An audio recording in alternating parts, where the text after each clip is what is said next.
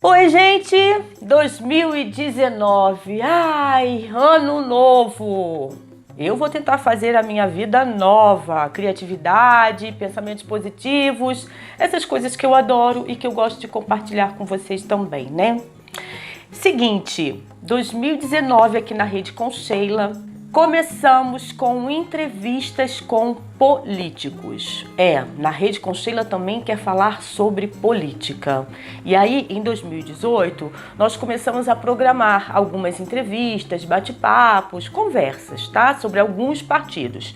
Escolhemos o Partido Novo, o PSL, o PSTU e o PSOL.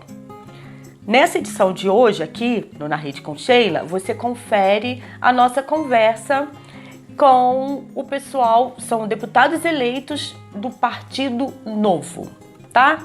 Antes da gente conferir literalmente, eu conto com você aí para você dar seu like, para você se inscrever no canal, se ainda não se inscreveu, para você tocar o sininho para ser notificado, compartilhar, né? Falar com a gente ali nas redes sociais ou deixar seu comentário aqui embaixo, tá bom? Vamos conferir então, começar o ano aí falando sobre política, porque afinal de contas temos um novo presidente que é de direita e a gente precisa fazer a nossa parte, não é isso? Acompanhando, se informando, até pra gente poder falar alguma coisa quando a gente for conversar com alguém, tá? Então é isso aí, vamos conferir agora, Partido Novo. Hoje, na Rede com Sheila, recebe Paulo Ganimi e Alexandre Freitas, ele eleito deputado federal e o Alexandre eleito deputado estadual, e eles são do Partido Novo. E lógico, eu curiosa do jeito que sou, quis saber que história é essa de Partido Novo. Eu estou pesquisando, eu quero saber mais essa visão, isso é muito novo pra gente, né? Então, eu acho que é uma oportunidade bacana para a gente poder saber um pouquinho como vocês vão trabalhar. 2019 chegou e agora, não é isso?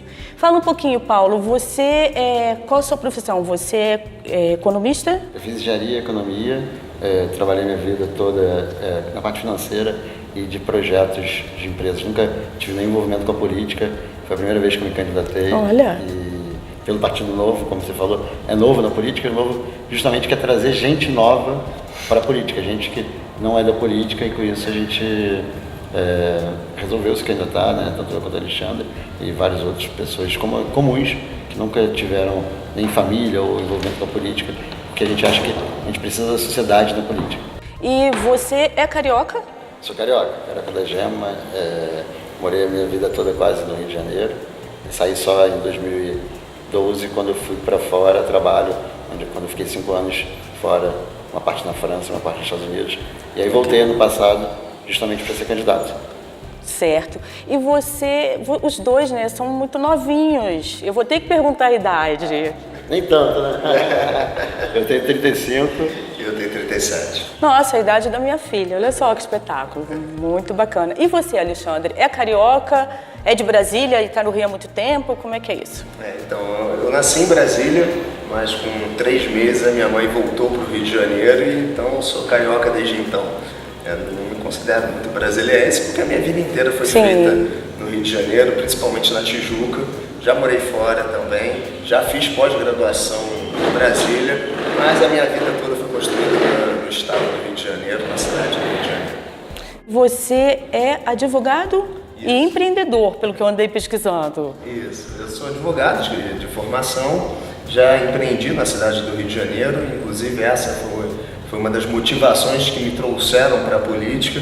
Obviamente, depois que eu conheci um Novo e vi que a gente teria de fato uma ferramenta capaz de transformar a forma como era feita a política no nosso país. Mas quando eu empreendi na cidade do Rio de Janeiro, eu vi como é difícil você conseguir conseguir produzir seu ganha-pão, fazer o seu negócio render, e como que uma lei pode atrapalhar, inclusive levar à falência muitas das vezes um negócio que tinha tudo para prosperar. Em relação a isso, você tem algum exemplo assim bem específico de que atrapalha mesmo essa coisa do empreendedorismo, que seja mais gritante, que você tenha observado? O meu. eu montei um food truck, né, e participei da primeira licitação para operar na rua. E quando eu peguei o edital a lei, né, que tinham feito lá o decreto, eu vi que aquilo lá não iria funcionar, porque criava um monte de barreiras, um monte de exigências que inviabilizavam o negócio. E não deu outra. Hoje, quando você vai na cidade do Rio de Janeiro, você não vê nenhum food truck que tenha participado dessa licitação para poder operar na rua que ainda esteja funcionando. E aí não é razoável achar que todos que fizeram esse processo eram ruins, eram maus empreendedores. O fato é que a prefeitura fez uma legislação tão ruim, o município fez uma legislação tão ruim, que levou todo mundo à falência. Nesse sentido, o que você pretende fazer para o Estado? Como é que é isso? O Estado do Rio de Janeiro é o pior estado hoje para se investir. Você tem uma carga tributária altíssima, uma complexidade tributária também muito grande, a quantidade de substituição tributária também é absurda, que acaba retirando o capital de giro de quem empreende. Então, se você é obrigado a recolher o imposto antes da mercadoria ser vendida. Então, a gente tem que olhar como que é feita a organização, principalmente a carga tributária, ela é muito pesada no estado do Rio de Janeiro. Hoje você tem ICMS que pode ultrapassar os 20% e ainda tem mais 2% de fundo de amparo à pobreza, que ninguém sabe para onde está indo esse dinheiro. E fora a violência também. A violência ela impacta todo mundo de forma geral. Independente do negócio que você resolve fazer, desde bares, restaurantes, lojas, enfim, o cidadão fluminense, dependendo da região onde ele mora, ele tem medo de sair de casa e isso impacta diretamente na economia, quanto que as pessoas vão gastar o dinheiro que elas produzem com o próprio trabalho. Então, na verdade, seria rever essas leis junto com a questão da segurança, que aí, de repente, seria isso. Sim, claro. Né? E aí fala de segurança, pelo que eu pesquisei, o Paulo tem algumas aí ideias, né, para poder resolver, que é um problemaço. Não é assim, só ter ideias, eu imagino que o Paulo sabe bem com o que está lidando, porque é um problema muito complexo, né, essa questão da segurança. Quando a gente vê segurança, muitas vezes as pessoas enxergam como papel do governo do Estado, né? E realmente é o principal ator, o agente de segurança pública, é o governo do Estado, através da Polícia Militar, através da Polícia Civil. Porém, a gente tem algumas leis que são no nível federal que prejudicam muito o trabalho da segurança, e aí não só da polícia, mas até também do judiciário. Então a gente está falando aí, a lei de execução penal, por exemplo, né, que ela que define como você vai estar garantindo o cumprimento da pena daquela pessoa que cumpriu algum crime, ela precisa ser revista, né? Na verdade, todas as leis penais, tanto a lei de execução penal quanto o Código Penal, também hoje define quanto tempo a pessoa deve permanecer na cadeia caso ela cometa algum crime. A gente tem o Código Penal, né, que tem muita gente que questiona no Brasil e em outros países se o tempo em que a pessoa passa na prisão, ou seja, o fato da pena ser maior ou menor, faz com que ela cometa menos crimes ou não. Então, por exemplo, hoje um crime que tem 5 anos de prisão, de detenção, se você aumentar essa pena, vai diminuir a quantidade de crimes? Tem gente que defende que não. Eu acredito até que sim, mas independente disso, o que eu acredito? Que se você tem uma pessoa que cometeu um crime grave, eu não quero que essa pessoa esteja circulando livremente junto na sociedade. Então, quanto mais tempo ela está presa, no mínimo, mesmo que isso não diminua a pretensão dela de cometer um outro crime, você está deixando essa pessoa menos tempo disponível na sociedade para que ela cometa outro crime. Então, no mínimo, você está garantindo que pessoas que são criminosas voltem à sociedade rapidamente. Além disso, tem um outro problema no Brasil, que é a questão da progressividade da pena. Então, hoje, uma pessoa, às vezes, dependendo do tipo de crime, ela cumpre 1/5 da pena ou 2/3 da pena, ela já pode, 2/5 da pena, em alguns casos, ela já pode voltar para a sociedade. Isso também e tem uma característica que, mesmo que ela seja excedente no mesmo crime, ela continua, se ela tem bom comportamento, ela pode voltar para a sociedade rapidamente. Entendi. Então, são coisas como essa que você tem que evitar, né? Você tem que mudar, eu acho, para inibir o crime. E quando eu falo de crime, não é só a violência, entra também a questão da corrupção, né? Outro ponto, a gente tem que melhorar também, é o nosso sistema prisional. Eu ia comentar sobre isso, porque também tem que ter esse outro lado, né? Tanto do ponto de vista de melhorar para garantir que o preso tenha uma condição adequada para para viver dentro da prisão, né? Por mais que ele tenha cometido um crime, ele é um ser humano e precisa ser respeitado de alguma forma, mas também por uma questão de separar o criminoso, que é de uma facção criminosa, que é um criminoso com potencial maior, daquele que cumpriu uma pena ou cometeu um crime mais brando. O que isso acaba acontecendo hoje é que você mistura todos eles e o cara que entrou lá por ser um pequeno criminoso, ele sai de lá como membro de uma facção e provavelmente cometendo maiores crimes. Então hoje o nível de sucesso na ressocialização de um ex-detento é muito pequeno, né? Até porque volta a questão da impunidade, o cara sabe que se ele cometer o crime vai ser fácil para ele voltar para ser solto novamente. É o vício mesmo do sistema, mas né? também porque ele vai para um lugar em que ele não vai estar exercendo nenhuma atividade interessante, não vai trabalhar, não vai estudar, não vai fazer nada. E quando ele volta para a sociedade, ele tem que se submeter aos outros criminosos, muitas vezes, e às vezes até mesmo para ele sair, ele tem que aceitar sair participando dessa facção, né, e cometendo novos crimes, ou porque não tem outra opção, né? Então, quando a gente fala do sistema carcerário, sistema prisional, ele tem que melhorar muito. Muita gente defende, não, mas a gente tem no Brasil a gente tem encarceramento em massa. Isso é mentira. O Brasil, em termos de população carcerária, acho que é o terceiro ou quarto do mundo, dependendo da estatística, mas a gente tem que lembrar que o Brasil é o quinto país do mundo em termos de população. Quando você olha proporcionalmente o tamanho da população brasileira, o Brasil, dependendo também do índice, ele é o 36º. A Espanha, por exemplo, tem mais preso proporcional ao tamanho da população que o próprio Brasil.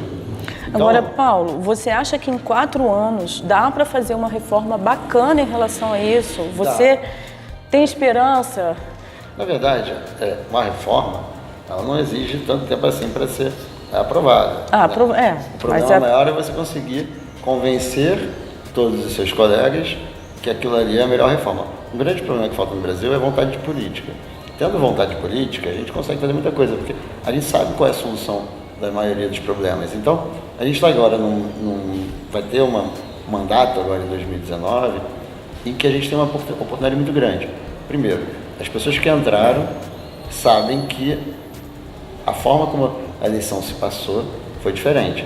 Teve uma renovação muito grande, não necessariamente uma qualidade muito grande, mas pelo menos as pessoas entenderam que se elas não fizerem aquilo que a população está querendo, elas não vão ser reeleitas. Então a pressão popular aumentou muito com as redes sociais.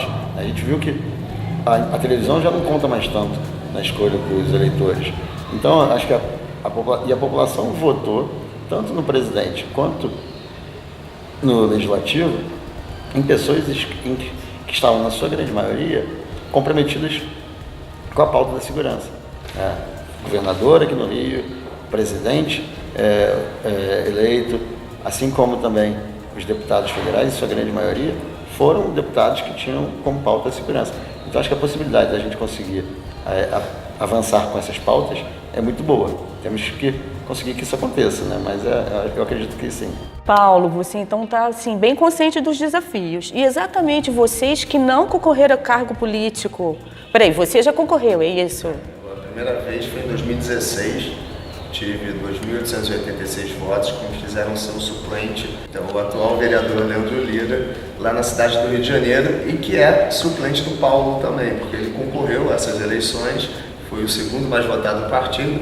Então, hoje, dentro do Novo, tem eu como suplente do Leandro Lira, sendo deputado estadual, o Lira sendo vereador e suplente do Paulo, que é deputado federal. Eu não sou suplente de ninguém. Né? Desafio e tanto, né? Mas assim, vocês já falaram um pouquinho, mas eu gostaria que deixasse mais claro assim, por que o Novo? Porque o Novo tem 2 anos, se eu não me engano, o partido? 3 não, já. 3 anos. O Novo teve o registro aprovado em 2015, mas a ideia já vinha lá dos idos de 2010, por aí. E aí teve um processo bem extenso para coletas de assinatura. A gente conseguiu coletar mais que o dobro do que a legislação manda, porque, enfim, o TRE tem os TREs, né, tem um sistema de conferência de assinatura meio questionável ali, mas a gente conseguiu coletar as assinaturas e o processo também dentro do TSE demorou bastante para a gente conseguir o registro. Então você já vinha namorando o Novo, né? Não, estou no Novo desde 2013. Tá falando, já vinha namorando o Novo. Eu já ajudei na coleta legal. Para a criação do partido. Sim. Porque, enfim, eu estava já pensando em sair do Brasil, já estava meio que de saco cheio da forma como que as coisas vinham sendo tratadas no nosso país e como o Estado colocava muita dificuldade na vida do cidadão. E aí eu conheci o Novo como ideia. E fui estudar o Estatuto do Novo, vi que ali tinha realmente alguns mecanismos que mexiam na rede de incentivos que na política é muito ruim. Hoje você tem um sistema político que favorece quem quer entrar lá para fazer sacanagem, quem quer ficar sendo parasita do Estado. Os partidos políticos se tornaram legendas de aluguel, não representam ideias como deveria ser. E o Novo ele mexe nessas estruturas e faz com que, se não for totalmente eliminada a chance de ter alguém com as ideias erradas dentro do partido, ao menos dificulta muito. E você, Paulo, por que o Novo? Você também já estava namorando o Novo faz tempo, como ele? Como é que é eu isso? Eu conheci o Novo, eu morava na França e comecei a acompanhar pela internet, Facebook, tudo mais. E eu me filiei no dia que o Novo teve registro. Então eu sou filiado desde o primeiro dia. E eu estava fora e queria ajudar de alguma forma, que eu acreditei, como o Alexandre falou, vi o estatuto, vi os valores, e achei aquilo ali bacana. Como eu sempre gostei muito do Brasil e queria muito ajudar a melhorar o Brasil, eu falei, vi um projeto, uma ferramenta para melhorar. Comecei ajudando com a contribuição financeira, porque o Novo é o único partido que não usa dinheiro público para se sustentar e para fazer campanha. Então a filiação, a gente paga R$28 e alguns centavos por mês, ela é importante para manter o partido. Em 2016 Importante falar que o Novo ele não faz diferenciação entre mandatários e filiados. Então, tanto eu como o Paulo, a gente contribui com a mesma quantia que um filiado que não é mandatário. Porque existem muitos partidos que cobram uma porcentagem absurda de quem é mandatário. Tem uns partidos que eu teria que, se eu fosse filiado a outro partido, agora assumindo, deixar 20% a 10% do meu salário para o partido. No Novo não. O mandatário, isso evita também que o partido tenha interesse em ter mais, que não é só para o mandatário, é também para os assessores. Então, muitos partidos usam a massa de assessores para remunerar o partido indiretamente, porque você é assessora do partido... E aí tem que doar. Para o partido. E aí, ano passado, eu voltei para o Brasil e decidi me candidatar e fiquei dedicado a esse projeto, desde então, 1 ano e meio praticamente, para me eleger. Como ele falou em relação à verba, o que você pode falar para a gente em relação a essa questão das verbas de gabinete, muitos assessores? Como solucionar isso, né? Porque isso já está tão enraizado. O que vocês pretendem enquanto Novo? Porque, como o Paulo está dizendo, já é uma proposta do partido. Então, como é isso? Todos os mandatários do Novo têm um compromisso em reduzir em pelo menos 50% tanto a quantidade de assessores como de verba de gabinete. Para mim, que sou da Alerj, não sobrou muita coisa para abrir mão, mas não é porque os políticos foram gente boa, não.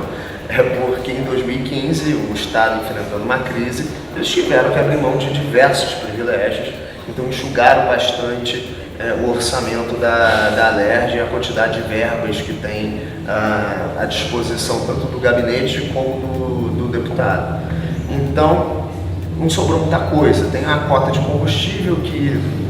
Não sei como é que a gente vai organizar o uso dessa cota, acho que salvo engano, são R$1.200 para combustível, que se você for rodar o estado do Rio de Janeiro inteiro, e tem alguns deputados que são de origem meio longínqua da capital, então faz algum sentido o uso dessa verba.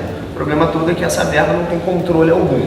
Então uma das propostas que a gente vai fazer é que ela seja substituída por aplicativo.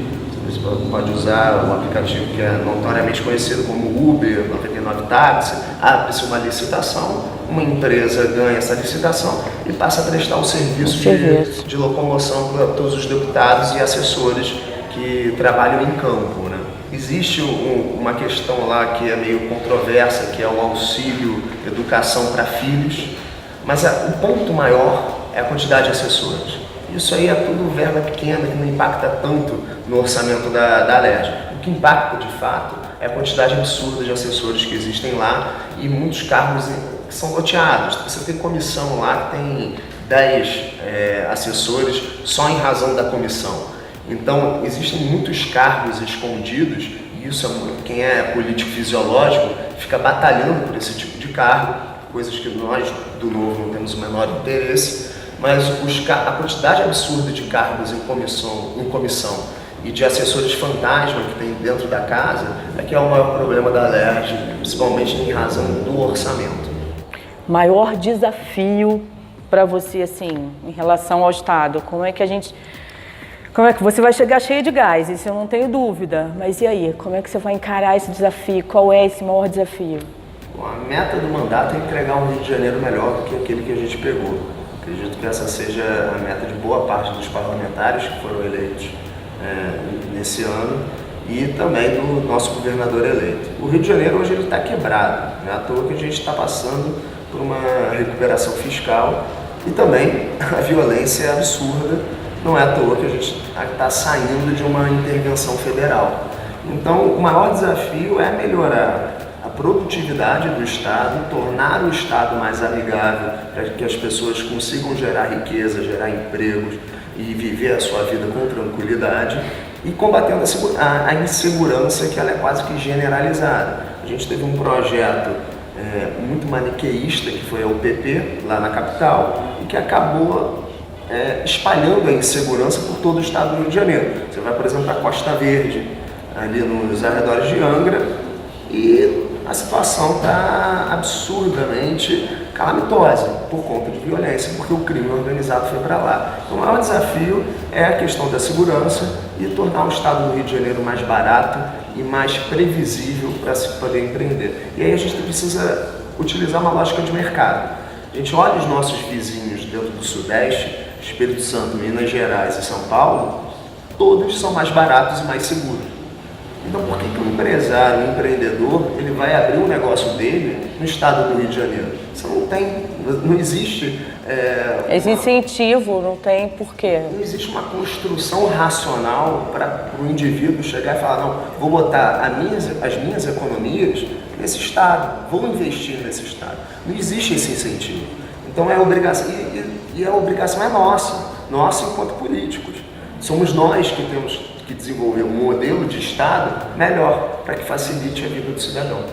E lá em Brasília? Eu acho que em Brasília a gente tem que atuar em algumas frentes, né? A gente tem as reformas estruturais que são importantes, como a reforma da Previdência, a reforma tributária, as reformas ligadas à segurança da lei de execução penal, da lei do Código Penal que a gente falou, mas também temos alguns pontos que são menos perceptíveis pela sociedade, mas que impactam diretamente, inclusive, a produtividade, a capacidade da gente de inovar, de avançar com o empreendedorismo, né? Algumas pautas até muito ligadas ao que o Alexandre falou também.